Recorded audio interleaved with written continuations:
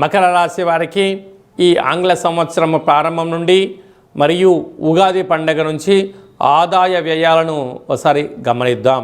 వీరి ఆదాయం 2, వ్యయం 8. చూడండి, వీళ్ళకు గ్రహాలు యోగించినను ఆడంబరాలకు వెళ్ళడం వలన విందులని వినోదాలని అనవసరమైన ఖర్చులు పొంచి ఉన్నాయి. ఇలాంటి కాల సమయంలో మీ ఆదాయం కేవలం ₹2 అయితే ఖర్చేమో ₹8 పొంచి ఉంది. అంటే ₹6 అప్పు కాబోతున్నారు.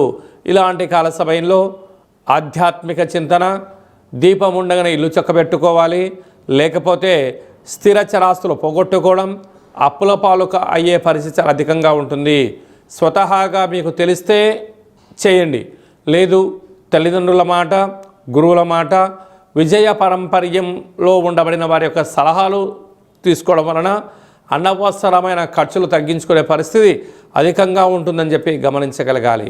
రాజపూజ్యం 1, అవమానం 6. ఎలా ఉంటుందండి అంటే చిన్న చిన్న విషయాలను కూడా మీరు భూతద్దంలో చూస్తున్నారు. మిమ్మల్ని కూడా జనాలు భూతద్దంలో చూడడం వలన శత్రువులు అధికమయ్యే పరిస్థితి ఉంటుంది. ఇలాంటి కాల సమయంలోనే ఏకాగ్రత, సత్ప్రవర్తన, మెడిటేషన్, ధ్యానం అవసరమని చెప్పి గుర్తుపెట్టుకోగలగాలి. ఇలాంటి కాల సమయంలో యమునా నది పుష్కర స్నానము, పుష్కర కార్యక్రమాలలో పితృదేవతల యొక్క ఆశీస్సులు, వంశ ఆచార్య దేవతల యొక్క ఆశీస్సులు, గ్రామ దేవతల యొక్క ఆశీస్సులు, కుల దేవతల యొక్క ఆశీస్సులు ఉండగలిగినట్లయితే ఉండబడిన వాటిలో స్థిరచరాస్తులు పోగొట్టుకోకుండా ఉండే పరిస్థితి ఉంటుంది.